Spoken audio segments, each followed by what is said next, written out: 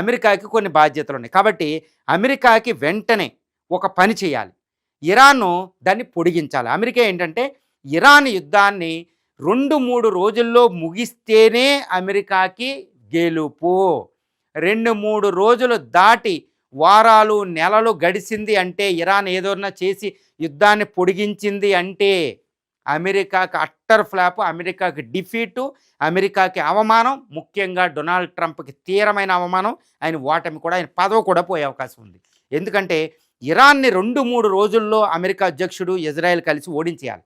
లేదా ఇరాన్ ఏం చేస్తుందంటే, ఇరాన్ ఏంటంటే యుద్ధాన్ని పొడిగించడానికి ట్రై చేస్తాడు. ఎందుకు పొడిగిస్తుంది, ఏ విధంగా పొడిగిస్తుందంటే, దాని దగ్గర ఒక 80,000 నుండి 1,00,000 వరకు డ్రోన్ ఫోర్స్ ఉంది. క్యామికోజ్ డ్రోన్, తర్వాత షాహిద్ డ్రోన్ అని, స్వామ్ డ్రోన్స్ అని అది తయారు చేసుకుని పెట్టుకుంది 1,00,000 వరకు. ఈ డ్రోన్ ఫ్యాక్టరీలు కూడా ఉన్నాయి. రోజుకి కొన్ని వేల డ్రోన్లు తయారు చేసేస్తుంది.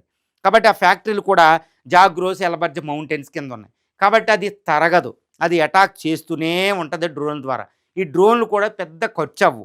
కొన్ని $20 నుంచి $200-300 మంచి అధునాతనమైన డ్రోన్ తయారు చేసేయగలరు. కాబట్టి పెద్ద ఖర్చు కూడా కాదు.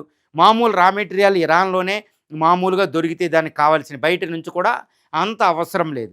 కాబట్టి ఇరాన్ యుద్ధాన్ని పొడిగించడానికి కావలసిన అంత వెపనరీ డ్రోన్లు ఉన్నాయి. మిసైల్స్ కూడా తన స్వదేశీయంగా అది